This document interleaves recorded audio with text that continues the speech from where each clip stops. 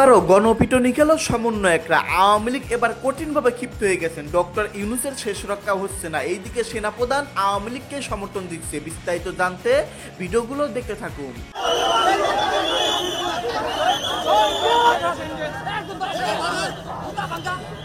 বৈষম্যবিরোধী ছাত্র আন্দোলনের শিক্ষার্থীদের উপর হামলা চালিয়েছে দুর্বৃত্তরা। এতে ছাত্রী সহ আহত হয়েছেন অন্তত 8 জন। বৈষম্যবিরোধী ছাত্র আন্দোলনের প্রধান সমন্বয়ক আহসান হাবিবকে কুপিয়ে আহত করেছে দুর্বৃত্তরা। আপনারা সমন্বয়ক একটু লম্বা লম্বা লেকচার মারে, লেকচার বন্ধ করেন। সমন্বয়কের আপনার সংঘর্ষ লাগে, সেখানে অনেকটা তেল ঢেলে দেয় আপনার ছাত্রলীগ, আর মাঝখান দিয়ে ছাত্রলীগ ঢুকে এদেরকে ব্যাপকভাবে পেটায়। প্রতিশোধ তো একদিন আওয়ামী লীগ নিবে, কারণ আওয়ামী লীগ বাংলাদেশের ওয়ান অফ দ্য এমন একটা রাজনৈতিক পার্টি ভাই, এরা রিভেঞ্জ নেওয়ার জন্য সবচেয়ে বড় মনে করেন আপনার উত্তম একটা দল।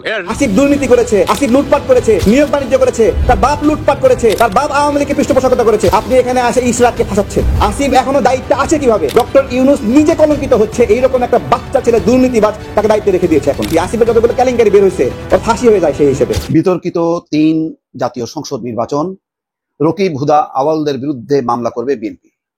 আমার ধারণা এটা সঠিক সিদ্ধান্ত। আওয়ামী লীগ আগামী নির্বাচনে অংশ নিতে পারবে কিনা, অথবা আওয়ামী লীগের যে অসংখ্য ভোটার সমর্থক রয়েছেন তারা ভোট দিতে পারবেন কিনা, সেই বিষয়কে কেন্দ্র করে বিবিসি নানান প্রশ্নে রীতিমতো আমাদের প্রধান উপদেষ্টা ডক্টর মোহাম্মদ ইউনূসকে নাজেহাল করে ছেড়েছে।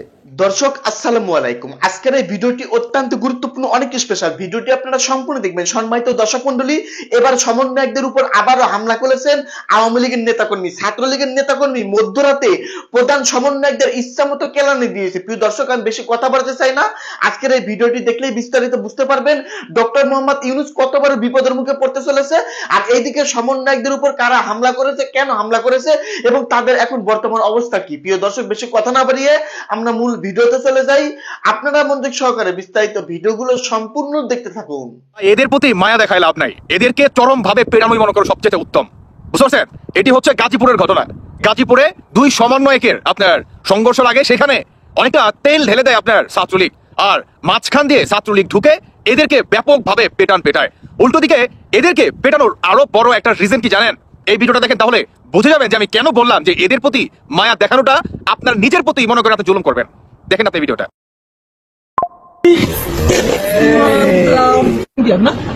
আচ্ছা আচ্ছা আচ্ছা, তুমি ভাসানী সরকারি কলেজের এইচএসসি 22 ব্যাচের, এইচএসসি 25 ব্যাচের স্টুডেন্ট। আচ্ছা, তুমি কি লিড করো নাকি করো?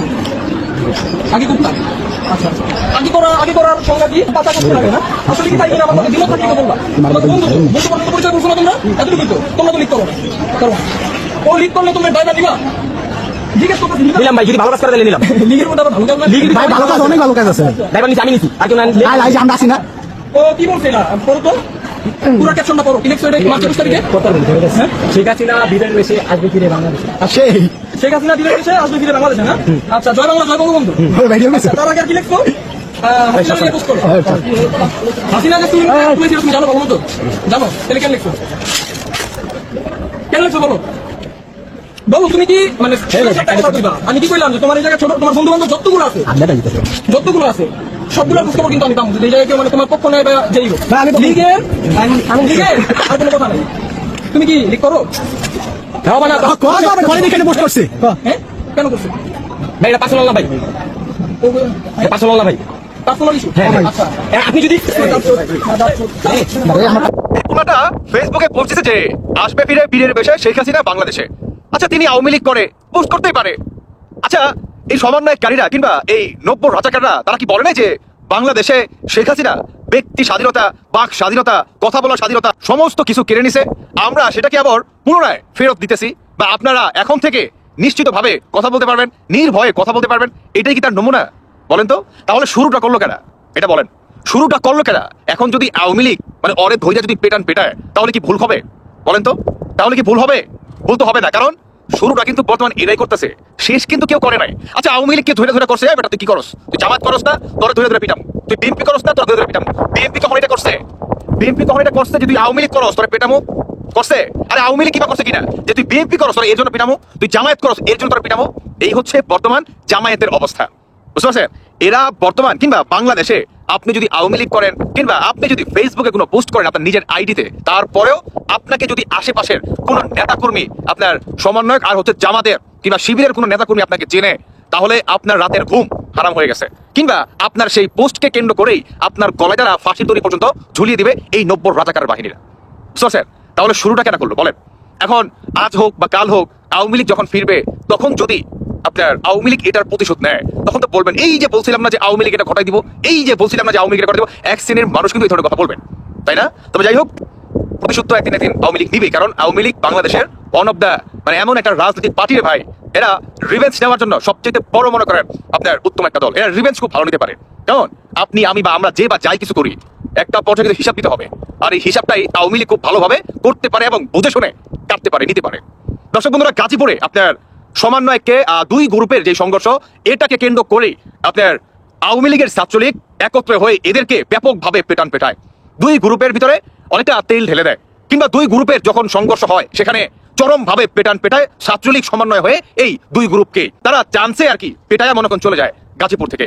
সেখানে আপনার সার্জিস যায়, হাসনাত যায়, কারণ ঢাকার খুব কাছাকাছি ঢাকাই তো, তাই না? তবে সেখানে সার্জিস আর হাসনাত অনেকটা সার্জিস আর হাসনাত কিন্তু জুতা পেকে মারে, কয়েকটা খুশি টুসি হয়তো খায়, কিন্তু অতটাও খায় না, তার কারণ তাকে আপনার পুলিশ বাহিনী তাকে প্রটোকল করে নিয়ে যায়। কিন্তু সবচেয়ে মজার কথা হচ্ছে যে সেখানে চরম একটা ঘনদোলায় শিকার হয় এই বৈষম্য বিরোধী আন্দোলনকারীরা। এরা বর্তমান নিজেরাই নিজেদেরকে মাথা পাঠাবে, দিনের পর দিন মাথা পাঠাবে, দেখতে পারবেন। কারণ এরা রাজনীতি করতে আসে নাই, এরা আসছে পকেট বাণিজ্য করার জন্য, এরা আসছে বাংলাদেশটাকে ধ্বংস করার জন্য। দ্যাটস ইট, এছাড়া আর কিছু না। বিতর্কিত 3 জাতীয় সংসদ নির্বাচন, রকিব হুদা আওয়ালদের বিরুদ্ধে মামলা করবে বিএনপি। আমার ধারণা এটা সঠিক সিদ্ধান্ত, এবং এখন যেসব রাজনৈতিক দল আছে এই ব্যাপারে তাদের কারোরই কোনো দ্বিমত নেই বা বিরোধিতা নেই। সত্যি কথা বলতে কি, 2014, 18 এবং 24 এই 3টি ন্যাক্কারজনক নির্বাচন, যেই নির্বাচনের আবার সিএসি হিসাবে দায়িত্ব পালন করেছেন সাবেক 3 জন আমলা। খুবই গণধিকৃত কাজ, তাদের অনুশোচনা নেই, পদত্যাগ নেই, প্রতিবাদ নেই। তারা পুরো 5 বছর সময়কাল সমস্ত সুযোগ সুবিধা নিয়ে শেখ হাসিনার নির্দেশিত যে ধরনের নির্বাচন, সেই নির্বাচন করে গেছেন। মাঝে মধ্যে একটু এদিক সেদিক, যেমন হাবিবুল আওয়াল বলেছেন পদত্যাগের পরে যে তিনি মনে করেন যে আগামীতে নির্বাচন তত্ত্বাবধায়ক সরকারের অধীনেই হওয়া উচিত। কিন্তু হুদা এবং এর আগে যে ভদ্রলোক কাজী রকিবউদ্দিন 14 সালের, তারা কিন্তু কেউ অনুশোচনা করেনি। এদের একটা শাস্তি হওয়া দরকার, কঠিন শাস্তি হওয়া উচিত। এদের মধ্যে 2 জন রকিবউদ্দিন এবং আওয়াল ছিলেন উচ্চশিক্ষিত প্রকৃত আমলা, আর নুরুল হুদা ছিলেন একটা 3rd ক্লাস টাইপের একটা আমলা, বোধহয় জয়েন্ট সেক্রেটারি লেভেল পর্যন্ত উঠতে পারছে টেনে টুনে, তারপরে কেমনে করে জানি তাকে বানাইছে। এবং আঞ্চলিক ভাষায় কথা, তার স্মার্টনেসের কোনো বালাই ছিল না। আর অন্য 2টা আবার ছিল স্মার্ট চোর আর কি। হাবিবুল আওয়ালের ব্যাপারে কাজী জাফরুল্লাহ আশাবাদী ছিলেন। কাজী হাবিবুল আওয়াল, আমারও ধারণা ছিল শেষ পর্যন্ত তিনি মেনে নেবেন না এবং একটা ভালো নির্বাচন করবেন, কিন্তু না, শেষ পর্যন্ত অনেক রকম ছলাকলা করে শেষ পর্যন্ত শেখ হাসিনার স্বার্থই রক্ষা করেছে। এর মধ্যে আবার নুরুল হুদা মার্সিডিজ বেঞ্চ এরকম একটা নতুন গাড়ি বরাদ্দ হয়েছে, যে গাড়ি সে আবার চড়ছে, এবং এই নির্বাচন এখন আছে গাড়িটা, কিন্তু প্রথম তাকে দিয়ে শুরু হয়। এবং যে পরিমাণ বক্তৃতা দেওয়ার নাম করে যে পরিমাণ ভুয়া বিল তুলছে, অকল্পনীয়। এদের আসলে ক্ষমা হওয়া উচিত না। যাই হোক, বিতর্কিত 3টি জাতীয় সংসদ নির্বাচন পরিচালনাকারী সাবেক 3 প্রধান নির্বাচন কমিশনার সহ নির্বাচন কমিশনারদের বিরুদ্ধে মামলা করবে বিএনপি। মাহবুব তালুকদার ছিল ব্যতিক্রমী, লোকটা শেষ পর্যন্ত সত্যের পক্ষে কথা বলে গেছে, যদিও উচিত ছিল পদত্যাগ করা, কিন্তু তারপর একটা ভয়েস পাওয়া গেছে 2018 সালের সেই কমিশনার, একমাত্র সেই ছিল প্রতিবাদী। আর বাকিগুলি লেজে গোবরে এবং ভাঙা চোরা লোকজন, যাদের কোনো কাজ নেই, কর্ম নেই, রিটায়ারমেন্ট হয়ে এসে এখানে একটা সুযোগ সুবিধা, গাড়ি পাইলো, বাড়ি পাইলো, বেতন পাইলো, চালা গেল আর কি। কোনো হদবোধ নাই, একটা লজ্জা শরম নিজের পরিবারের কাছে, আত্মীয় স্বজনের কাছে। জানি না এখন এরা কিভাবে দিন কাটায়। 3 জনই তো বেঁচে আছেন। রোববার রাজধানী শেরেবাংলা থানায় মামলা দায়ের করা হবে বলে বিএনপির একটি সূত্র নিশ্চিত করেছে। রোববার সকালে নির্বাচন কমিশন কার্যালয়ে গিয়ে বর্তমান সিসির কাছে বিএনপির মহাসচিব মির্জা ফখরুল ইসলাম আলমগীরের স্বাক্ষরিত একটা চিঠি পৌঁছে দেন দলটির নির্বাহী কমিটির সদস্য সালাউদ্দিন আহমেদ। পরে সালাউদ্দিন শেরেবাংলা নগর থানায় মামলা করবেন। মামলার কাগজে স্বাক্ষর থাকবে বিএনপি মহাসচিবের। 2014 সালের 5 জানুয়ারি অনুষ্ঠিত একতরফা বিনা ভোটের নির্বাচনের আয়োজনের অন্যতম কারিগর ছিলেন কাজী রকিবউদ্দিন আহমেদ। ভোট ছাড়াই 153টি আসনে বিনা প্রতিদ্বন্দ্বিতায় আওয়ামী লীগ এবং তার সহযোগীদের জয়ী ঘোষণা করে বিতর্কিত নির্বাচনে নজির গড়েন কাজী রকিবউদ্দিন আহমেদ। ভোটের দিনের আগেই বিনা যেহেতু কোনো প্রতিদ্বন্দ্বী ছিল না, 153 আসনে জিতে গেছে। তারপরেও সেই নির্বাচন কি ন্যাক্কারজনক। ওই নির্বাচনে তৎকালীন বিরোধী দল বিএনপি সহ বেশিরভাগ দল অংশ নেয়নি। আওয়ামী লীগ এবং তার সহযোগী সহ মাত্র 12টি দল অংশ নিয়ে সরকার গঠন করে। ওই কমিশনের সিইসি ছিলেন কাজী রকিবউদ্দিন আহমেদ।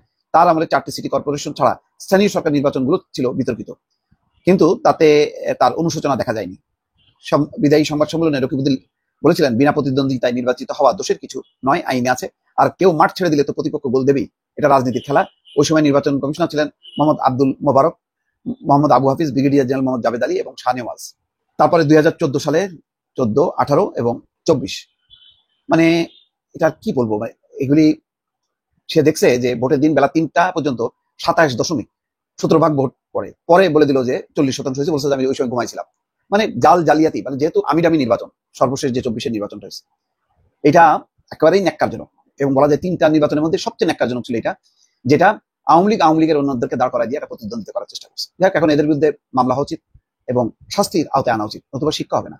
নির্বাচন কমিশন শুধু একটা চাকরির একটা জায়গা না, রিটায়ারমেন্ট লোকদের, এটা একটা আদর্শের জায়গা, এটা গণতন্ত্রের জায়গা। ফলে যারা একটা আদর্শ এবং গণতন্ত্র মানে তারা সমুন্নত রাখবে না, তাদের শাস্তি হওয়াই উচিত। দর্শক ভালো থাকবেন। আওয়ামী লীগ আগামী নির্বাচনে অংশ নিতে পারবে কিনা, অথবা আওয়ামী লীগের যে অসংখ্য ভোটার সমর্থক রয়েছেন তারা ভোট দিতে পারবেন কিনা, সেই বিষয়কে কেন্দ্র করে বিবিসি নানান প্রশ্নে রীতিমতো আমাদের প্রধান উপদেষ্টা ডক্টর মোহাম্মদ ইউনূসকে নাজেহাল করে ছেড়েছে। প্রধান উপদেষ্টা যখন লন্ডন সফরে ছিলেন তখন বিবিসি একটা ইন্টারভিউ করেছিল, যেটি কয়েক খণ্ডে প্রকাশ করা হচ্ছে।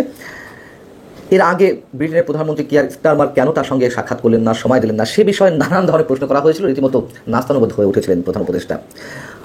আওয়ামী লীগ প্রশ্নে বিবিসির সাংবাদিক রাজিনী বৈদ্যনাথন তাকে প্রশ্ন করছেন প্রধান উপদেষ্টাকে, যে আপনি বলছেন নির্বাচন যেন অন্তর্ভুক্তিমূলক বা অংশগ্রহণমূলক হয়, কিন্তু একটা সমালোচনা হচ্ছে যে আপনি আওয়ামী লীগকে, অর্থাৎ সাবেক প্রধানমন্ত্রী শেখ হাসিনার দল, সেটিকে নির্বাচনে অংশ নিতে দিতে চাচ্ছেন না কেন? প্রধান উপদেষ্টা যেটি বললেন, খুব মজার বিষয়, তার এই ধরনের উত্তরে যদিও আমরা অভ্যস্ত হয়ে গেছি।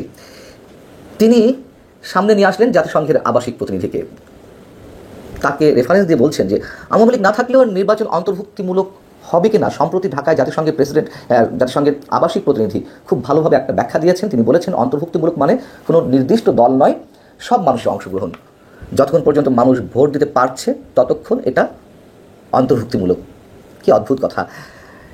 যে জাতিসংঘ এর আগে আগস্ট হত্যাকাণ্ড নিয়ে যে রিপোর্টটি দিয়েছিল, সেই রিপোর্টের কনক্লুশনে স্পষ্টভাবে বলেছে যে তারা সব কিছুর বিচার চায়, কিন্তু রাজনৈতিক দল হিসেবে বা কোনো রাজনৈতিক সংগঠনকে নিষিদ্ধ করা হোক এটি তারা কোনোভাবেই চায় না।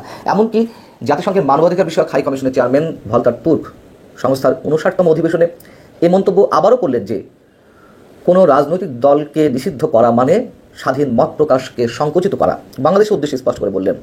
সেখানে তিনি জাতিসংঘের আবাসিক প্রতিনিধির এই বক্তব্য সামনে নিয়ে আসলেন। জাতিসংঘ ক্ষেত্র বিশেষ এখন কেন নির্বাচন চায় না, কেন অন্তর্ভুক্তিমূলক বা অংশগ্রহণমূলক নির্বাচনের ব্যাখ্যা এইভাবে দিচ্ছে, সেটা আমরা বুঝি।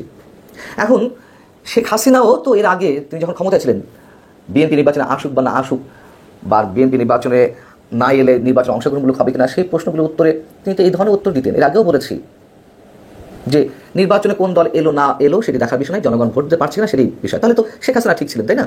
তাহলে শেখ হাসিনার বিরুদ্ধে কেন আমরা এত সমালোচনা করি? যেই 3টি নির্বাচন বিতর্কের সঙ্গে অনুষ্ঠিত হয়েছে, সেই নির্বাচন পরিচালনার সঙ্গে যারা জড়িত ছিলেন, কেন তাদেরকে এখন বিচারের মুখোমুখি করা হচ্ছে, কেন তাদেরকে আটক করা হচ্ছে, কেন তাদের বিরুদ্ধে শাস্তিমূলক ব্যবস্থা নেওয়া হচ্ছে? এই যে পরস্পর বিরোধী বক্তব্য ডক্টর মোহাম্মদ ইউনূসের বা ডক্টর ইউনূস সরকারের, এটি এখন সারা বিশ্বে ওপেন হয়ে যাচ্ছে। সারা বিশ্বের কাছে এই বিষয়টি এখন খোলাসা হয়ে যাচ্ছে যে তিনি মানে কতটা দ্রুত রং বদলান, কতটা দ্রুত তিনি নিজের বক্তব্যের বিপরীতে গিয়ে নতুন নতুন বক্তব্য দেন। এরপরে রাজিনী বৈদ্যনাথন প্রশ্ন করছেন, দেশে অনেক মানুষ এখনো আওয়ামী লীগকে সমর্থন করে, তো তার প্রশ্নের পরিপ্রেক্ষিতে আবার দ্রুত খুব ডক্টর মোহাম্মদ ইউনূস বলছেন যে তাদের সিদ্ধান্ত দিন যে তারা ভোট দিতে চায় কিনা। কি হাস্যকর কথা! বিবিসির পক্ষ থেকে বলা হচ্ছে তারা আওয়ামী লীগের প্রার্থীকে ভোট দিতে পারবে না, না পারলে তারা কাকে ভোট দিবে? প্রধান উপদেষ্টা বলছেন যতক্ষণ পর্যন্ত তাদের ভোটার তাদের ভোট দেওয়ার স্বাধীনতা থাকবে তারা দিতে পারবে। বিবিসি আবারও প্রশ্ন করছে আওয়ামী লীগের প্রার্থীকে নয়, যদি না আওয়ামী লীগকে অংশগ্রহণ করতে দেওয়া না হয় তাহলে ভোট তারা কীভাবে দিবে, কাকে দিবে? তখন তিনি বলছেন যে আমরা তো আওয়ামী লীগকে এখন নিষিদ্ধ করিনি। আবারও বিবিসি মানে কতটা নাস্তানাবোধ করছে, কতটা আটকে ফেলছে বিভিন্ন প্রশ্ন, মানে ঠিক মতো অ্যান্সার করতে পারছেন না আমাদের প্রধান উপদেষ্টা। বিবিসি বলছে যে তাহলে আপনি বলছেন তারা আগামী নির্বাচনে অংশ নিতে পারবে, যদি ভোট দিতেই পারে তার মানে তো আওয়ামী লীগ নির্বাচনে অংশ নিতে পারবে।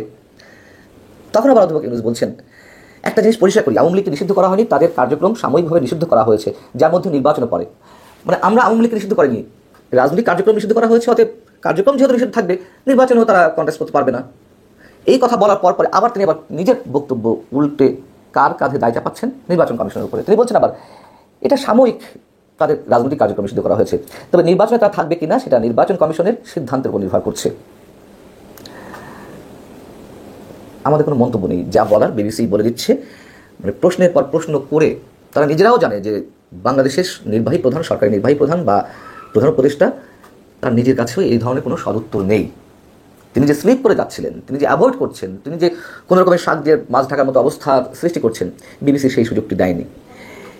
এর আগে যেই অংশটুকু বেরিয়েছিল বিবিসি ইন্টারভিউয়ের, সেখানে ব্রিটেনের প্রধানমন্ত্রী কিয়ার স্টারমার কেন তার সাথে সাক্ষাৎ করলেন না, কিয়ার স্টারমারের দল, লেবার পার্টির এমপি টিউলু সিদ্দিকী যে তার সঙ্গে দেখা করতে চেয়েছিলেন, কেন তিনি দেখা করলেন না, অনেক বিষয় প্রশ্ন করা হয়েছিল। তিনি সেখানেও জুৎসই কোনো জবাব দিতে পারেনি। কিয়ার স্টারমার কেন দেখা করেননি এর উত্তরে তিনি বলেছিলেন যে তিনি সম্ভবত ব্যস্ত আছেন। তো তিনি সম্ভবত ব্যস্ত আছেন, আবার প্রশ্ন করা হয়েছিল যে আপনারা দুজন তো সমমর্যাদা, আপনিও প্রধানমন্ত্রী পদমর্যাদা, তিনিও এই দেশের প্রধানমন্ত্রী। যখন একটা দেশের প্রধানমন্ত্রী দেখা করতে চাইছেন, তিনি দেখা করছেন না, এর কি কোনো সঠিক জবাব দিয়েছেন, ব্যাখ্যা দিয়েছেন? তিনি অ্যাভয়েড করে যাওয়ার চেষ্টা করছিলেন। একটু আগে বলেন ব্যস্ত, এরপরে বলেন যে মনে হয় দেয়নি। তিনি যে লন্ডন সফরে গিয়ে বিভিন্ন ক্ষেত্রে কতটা নাস্তানুবোধ হয়েছেন সে বিষয়ে আমরা সবাই জানি। আবার সেখানে অবস্থা করাকালীন সময়ে আর এক আন্তর্জাতিক গণমাধ্যম স্কাই নিউজ তার একটি ইন্টারভিউ নিয়েছিল। সেখানে তিনি মন্তব্য করেছিলেন যে I am the guy who is bringing people together, মানে তিনি পুরো জাতিকে ঐক্যবদ্ধ করছেন। কতটা ঐক্যবদ্ধ করছেন সেটা আমরা জানি। সম্মানিত দর্শক, আশা করতেছি বিস্তারিত ভিডিওগুলো আপনারা সম্পূর্ণ মনোযোগ সহকারে শুনেছেন এবং দেখেছেন। প্রিয় দর্শক মন্ডলী, বর্তমান দেশের অবস্থা বেশি একটা ভালো না, আপনারা সকলেই জানেন। নানান ধরনের কর্মকাণ্ডের শিকার হচ্ছে এই দেশের জনগণ, রাজনৈতিক বিশ্লেষকরা, রাজনীতিবিদরা। এরই মধ্যে সমন্বয়কদের উপর আবারও হামলা করেছেন আওয়ামী লীগের নেতাকর্মী। প্রিয় দর্শক শ্রোতা, এদিকে রাজনৈতিক বিশ্লেষক, আন্তর্জাতিক রাজনৈতিক বিশ্লেষক তারা মনে করতেছেন আওয়ামী লীগকে আর কোনোভাবেই দমানো রাখা সম্ভব না, তারা ফিরে আসবেই এবং তাদের মানে উপর যেই অন্যায়টা করা হয়েছে তারা এটার প্রতিশোধ নিবেই, এমনটাই মনে করতেছেন রাজনৈতিক বিশ্লেষক। প্রিয় দর্শক শ্রোতা, আপনারা কি এমনটা মনে করতেছেন? দেশের একজন সাধারণ সচেতন নাগরিক হিসেবে আপনাদের ব্যক্তিগত মতামত ভিডিওর কমেন্টে অবশ্যই জানিয়ে দিন। প্রিয় দর্শক মণ্ডলী, ভিডিওটি এখানে শেষ করছি, দেখা হবে আবারও নতুন কোনো নিউজ নিয়ে।